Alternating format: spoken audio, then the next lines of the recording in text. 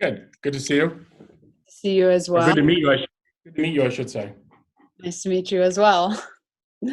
So I think we've got everybody on. We're finally connected with YouTube Live. Hello, everyone. My name is Cassandra Vanook. I'm a real estate agent at Brown Harris Stevens, representing REDinNYC. Now, REDinNYC isn't a modeling agency, as many people know as REDinNYC to be, but it's a networking event series dedicated to connecting, supporting, and promoting other real estate businesses throughout New York City and other major metropolitan cities nationwide. I'd like to first thank all of our sponsors for your continued support and let you all know that the events, including the award ceremony, have been postponed due to the pandemic. Now, let's just get into the fun stuff. With the rising amount of COVID-19 cases, along with a lot of panic and uncertainty, it has caused a lot of homeowners to start wondering what that means for the value of their homes. In the last month, nearly 4,000 listings were removed from Street Easy. And on the other end, a lot of brokers with pending deals are struggling to get to the closing table. I'd like to bring on Joe McMillan, the CEO of DDG. Now, DDG is a fully integrated real estate development company located in New York City, San Francisco, and South Florida. One of my favorite projects that they have developed is 41 Bond Street. Joe, it's great to chat with you. Thank you so much for coming. Cassandra, thank you for having me. As I said, it's a pleasure to meet you, and special thanks, as you highlighted, to all the essential workers out there who are working during these difficult times. They deserve a real debt of gratitude. Yeah, absolutely. Absolutely. Now, with that being said, I think everybody here is on here to really ask and see what is the future for the luxury real estate market. I mean, I think we operate in various markets around the country. We're in West Coast, East Coast, both New York and Florida on the East Coast. And I think that the next several months are going to be bumpy. The last couple of months have been bumpy. I mean, it's no surprise. And if anyone told you differently, I would question that. It has been challenging to show units in the last couple of months. We have done $25 million in closings in the last 2 months, which is a lot in this market. Okay. We feel very good about that. The market for showings, though, is somewhat challenging in that they're all virtual. And so we have developed tools for our various different projects where it's 3D models, it's images where you can stand in the middle of the room and do a 360. We have some excellent videography to really give a virtual experience. I think the technology's always been there. It's just never really been utilized, and you needed a forcing function. This is the forcing function. I'll focus on New York mostly for purposes of our conversation today, not the other markets. But the New York luxury market long term is one of the best in the country. And it's going to be challenging for, like I said, the next several months. I mean, a lot of people aren't in the city, or those that are not able to, not able to get out. Obviously, they're not supposed to get out. Therefore, you can't go and you can't show. I mean, yourself, you can't show units. It's hard to transact when you can't physically stand in a space. And so that's obviously a challenge. But New York is New York, and if you look at the .com bubble, you look at September 11th. New York always bounces back, and this is where people all over the country and all over the world want to be. And long term, it's a fantastic luxury market. It's going to be bumpier, like I said, for the remainder of say the now through Labor Day, and then it should start picking up, I think, later on in the year. Yeah, absolutely. I think it's really important to really question and ask you, do you see a significant change in the way that we will be showing properties from here on in? I mean, you mentioned technology, right? 3D tours, possibly VR tours. Do you think that in the future, developers like yourself are going to focus more on technology rather than building out magnificent sales galleries? I think you're always going to have sales galleries. Okay. I think that it's always easiest to sell out of a building when a building is done, and you can actually see the space finished, so that the physical reality is the same as what you had in a sales gallery in a virtual reality. I think everything about our life has fundamentally changed. I don't think it's just how we market luxury condominiums. It's how we work, how we live, how we interact with each other. That has fundamentally changed, I think, for the long term and at least the next several years. There's no question about that. Whether it's social distancing in the office where you're spaced out, you're not as close, there aren't as many desks. Half the office might work from home, half might physically be in the office. Maybe you rotate. That's here to stay, and that's here to stay for a long time. And I think on the residential side, there are going to be changes as well. I think that very large buildings, multiple units per floor, may be less attractive. The benefit of our New York portfolio is all of our buildings that we currently are selling have 1 or 2 units per floor. And some of those units, they're large family apartments, which is very nice, but there's not that same activity level in the hallway, and people are very conscious about that. They like the exclusivity, they like the privacy, and I think from a health perspective, that's beneficial as well.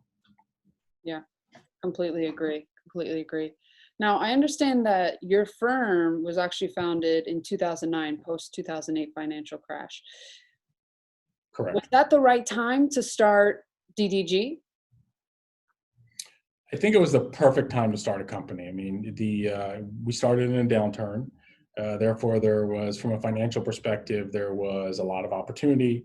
There were buying opportunities that you couldn't get pre that time, and you've rarely seen since that time. So I think that the bottom of a market is a fantastic time to start.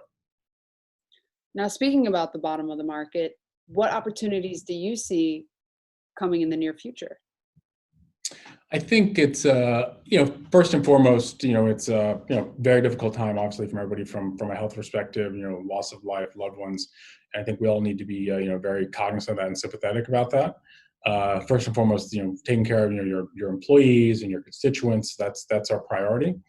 From an economic perspective, everyone wants to get back to work, needs to get back to work. The devastation of the economy has been very profound, and I think we need to get people back to work safely, cautiously, and slowly, so that we can have some sense of a new normalcy in our lives. I think that's critical. And I think that if you look out through the remainder of the year, there are going to be opportunities that come up, whether it's deals that get restructured or deals that may come for sale for various different reasons that wouldn't have come for sale otherwise. And I think that there's going to be a large number of those, but it's going to come. It's going to come over time. It's not an immediate. And when opportunities like that come up, it's not like you flip a light switch and all of a sudden they're here. It rolls out over a period of many, many months. I see. Now, in terms of the luxury market, particularly new developments and resales of new developments, there's been a lot of talk about price cuts, not being able to meet certain quotas, possibly foreclosures. What do you see in terms of the residential price cuts? I mean, do you see a significant decline? Do you see everything just kind of stopping in its tracks and waiting for everybody to come back? What is your opinion on that? I think a lot of activity has stopped from a physical perspective, and there are offers that are coming in across projects. I mean, the offers are a fraction of what they were, pre-COVID-19, understandably so. We have not seen large discounts market-wide, and we haven't done discounts in our portfolio. I think that there's a wait-and-see approach and a much more cautious approach, and everyone's being very measured, ourselves included. I think that offers inevitably they're going to come in at some discount. I mean, buyers in this market they're going to want to test the water and see where pricing clears. But we feel very good about the portfolio we have, and I think that long term, Manhattan is still attractive, and we will get through this near term issue. Yeah, that's great. Well, as a developer, it's great. But do you have any advice for fellow agents like myself to keep their business alive during these uncertain times? Is there any approach, things to focus on, while people are being a little more precautious? I think that first and foremost, focusing on all of our health, our families, our friends, that's paramount. Because without that, the deals, the money, the apartments don't really mean anything. And I fundamentally believe that. The next thing I think is focus on your relationships. If you're a real estate broker and you have a large network of relationships, focus on your clients. Keep in touch with their relationships. Make sure they're okay. How are they doing? And listen to what their needs are, because everyone's been stuck at home for the last 2 months, and they may decide they need more space.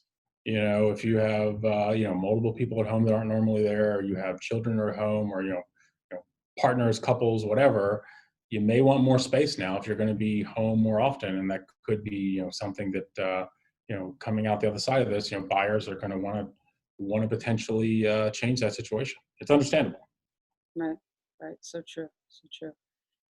Now, I think a lot of people have been having some aha moments, particularly myself. I learned that I could cook during this time.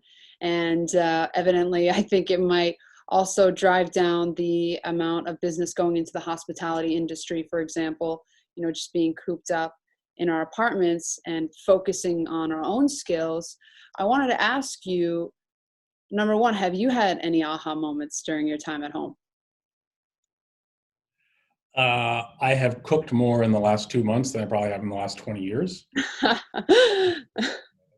And I had to go out and buy additional cooking utensils, pots, pans, etc.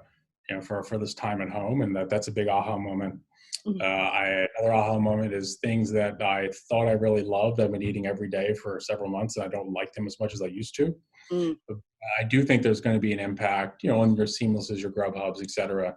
I think that coming out of this, I think there'll be a big boom in people ordering, myself included. If you've been cooking all of your meals at home for 2 months, you're going to want to go out to a restaurant, assuming the health is okay. You're going to want to order in. So I think those businesses will bounce back.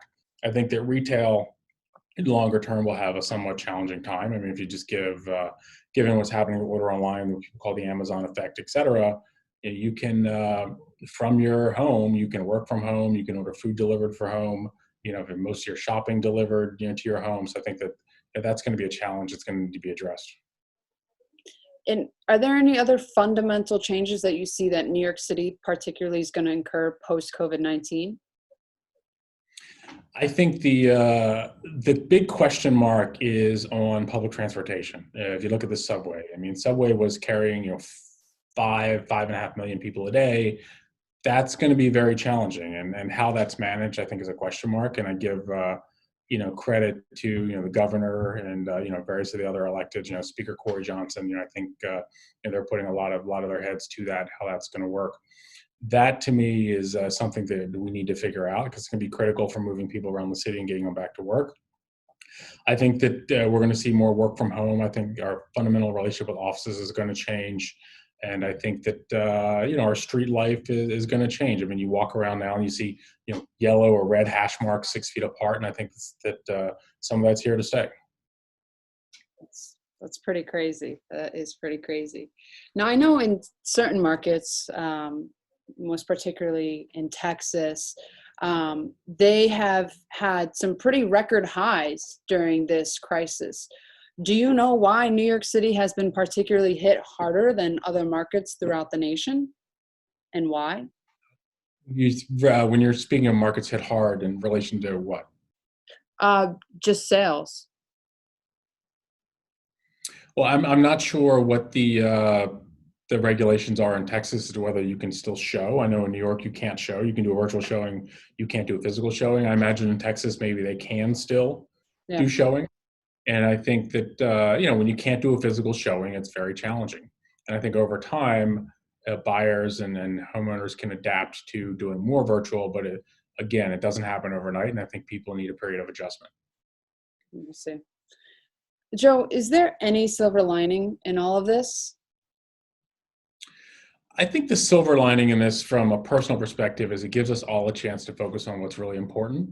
When your health is at stake, your health's at risk, you really can focus on, those around you, your loved ones, your family, et cetera. And I think that that's something we all need to stop. Everybody's looking at the next deal, or, and how do you do this? How do I do that?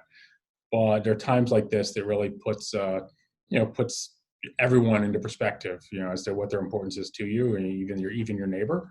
I think that's silver lining, that we can all look more introspectively. And I think from a business perspective, you asked the question about distressed opportunities, buying opportunities. You're going to see some of that down the road. So I think from a business perspective, there's going to be benefits coming out over the next number of months. But I think the real silver lining is everyone can take a little pause, take a breath, and really focus on what's critically important.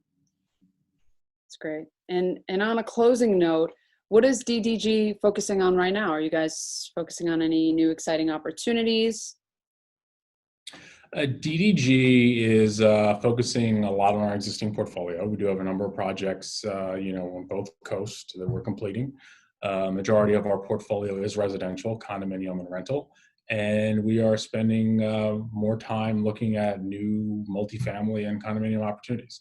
Looking at things we can buy, things we can build, where we think we can add value and create a nice place for people to call home. That's great. That's great. Well, Joe, thank you so much for taking the time. I know you're a busy man, making a lot of deals out there. Appreciate it. Any closing remarks, any points of advice for everybody, whether the real estate or not? I mean, I think all of us, just need to stay safe, listen to, various elected officials. I think, Governor Cuomo is doing an excellent job. He's, really stood out, I think, around the country, and wear your mask. Yeah, absolutely. Well, thank you again, Joe. You're very welcome. All right. Take care. Stay safe. Thank you. Bye-bye.